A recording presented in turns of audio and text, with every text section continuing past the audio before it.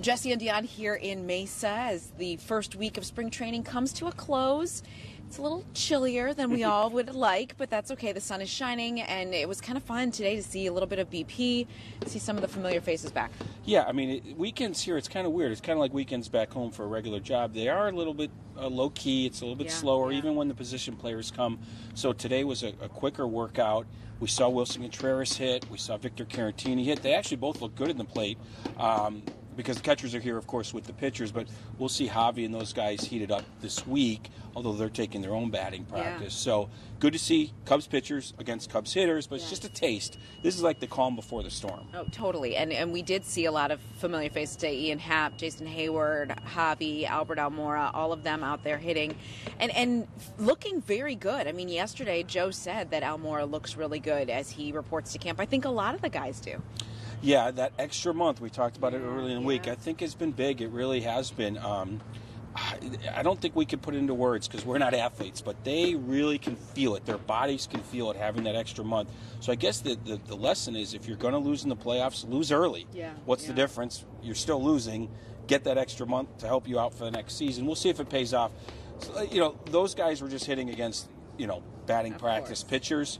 Other guys like Wilson and the other catchers were hitting against their own pitching. It gets a little bit more difficult when you face major league pitchers. Yeah, but easing your way in. Yesterday, we did get to hear from Cole Hamels for the first time. And, Jesse, the front office has talked a lot about leadership. You're hearing it echo from him and John Lester. It's pretty impressive. I think it's one of the storylines of this camp, how in the offseason, the front office challenged the leaders on this team, including a couple of starting pitchers. Now, it's tough for starting pitchers who aren't playing that day to go yell at a guy that didn't run out a ground ball, but it sounds like the team is saying, go do it, John Lester, go do it, Cole Hamels, take some leadership. You guys have those rings. And I loved listening to Cole talk about the idea that him and John at 35 doesn't mean that they're going to slow down. Like, I loved what he said.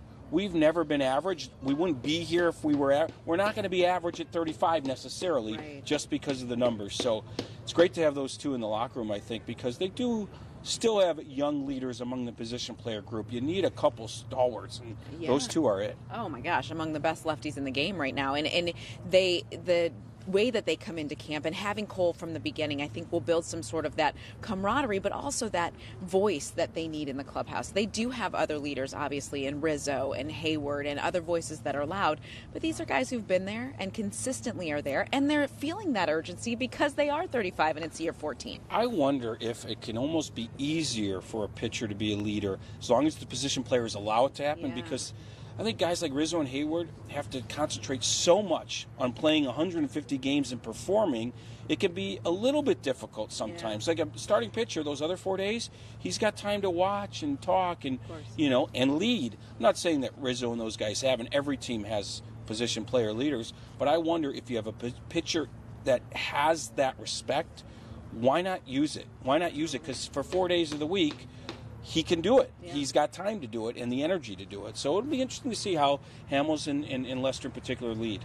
As we look back at this first week, a lot of non-baseball topics. Joe talked about it on Saturday about, yes, it's time to talk about baseball. It's been a little bit exhausting. Interesting coming out of an off-season, disappointing finish last fall. I think that is just the sign that they didn't accomplish what they wanted to last year. Yeah, and I mentioned the calm before the storm. Well, that includes Tom Ricketts addressing the team on Monday, and then we assume reporters can't avoid us too long, because obviously this will be the first time he speaks publicly besides that statement regarding his dad's emails. So he's going to face a lot of questions, probably from players and reporters, and they're all going to be good questions. There will be no bad question when it comes to that topic.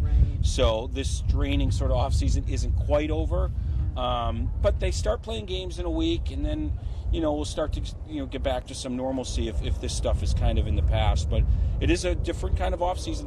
But let's not pretend like it's unique to the Cubs. Teams go through this all across the country. It's not unique to a city or a sport. There's ups and downs. Cubs have had more ups and downs over the last few years. The last 3 or 4 months, a little bit of a down low.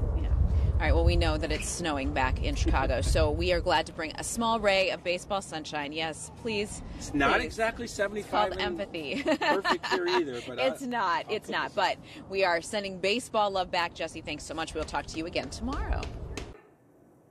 Hey, if you like that video, be sure to subscribe to our ABC7 Chicago YouTube channel.